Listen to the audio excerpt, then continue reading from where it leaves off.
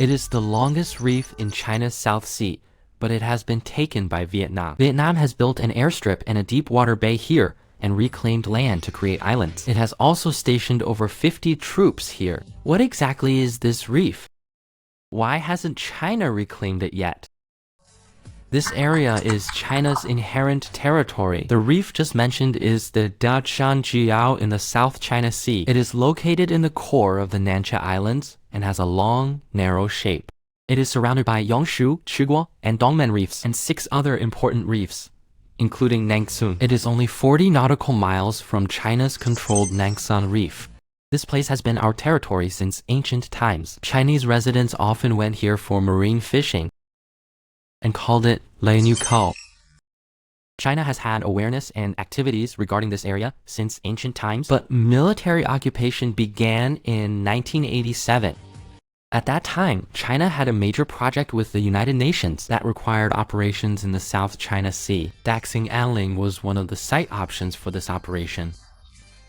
This major cooperation was the establishment of an international ocean monitoring station. At that time, the UN asked China to build 5 observation stations. One of them was in the South China Sea. This meant China needed to carry out large-scale garrisoning in the Nansha Islands. However, the South China Sea has complex and diverse climates. In its vast area, China had no prior experience in landing and garrisoning on islands. To meet this observation station construction task, China immediately dispatched surveyors to find suitable reefs, and finally determined the Yongshu Reef located southwest of the Dachanjiao and other reefs. China firmly guards its sovereignty over the South China Sea.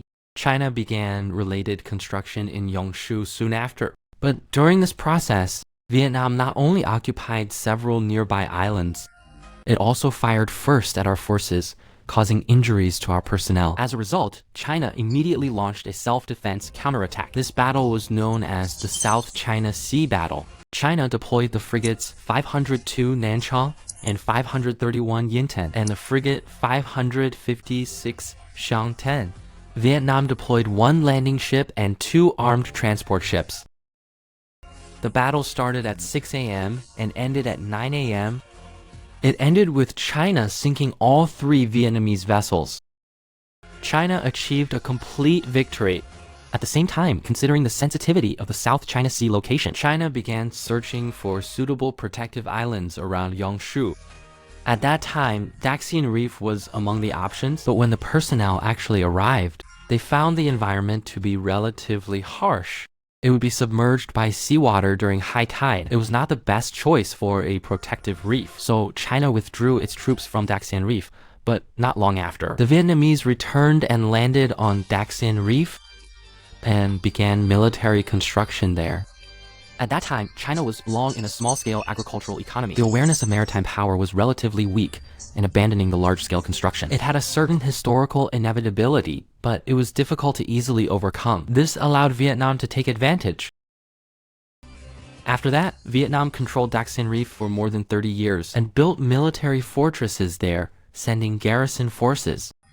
It often detained Chinese fishermen in large numbers with a very arrogant attitude. Ultimately, Vietnam's actions were rooted in it is afraid of China's growing influence in the South China Sea, making it impossible for them to take advantage anymore.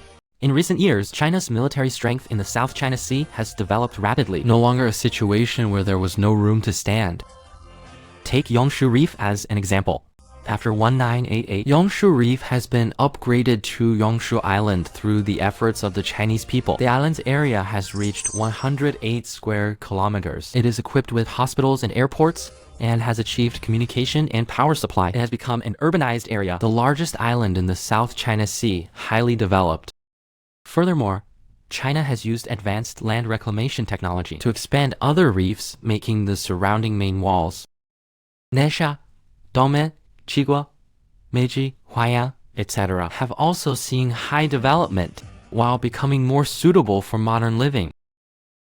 They have also become military bases protecting the South China Sea and achieved full coverage of firepower over the entire South China Sea, while the large county suburbs located in the center of Yongshu Nangsun City now serve more as a formal role, pose no substantial threat to China. Once Vietnam attempts to approach the surrounding islands, it will be forcefully driven away by us. China has not stopped its efforts to recover occupied reefs. Up to now, China has gradually recovered more than 40 reefs, further strengthening its sovereignty in the South China Sea. Believe that in the future, China's navy will become even stronger. Recover all lost reefs.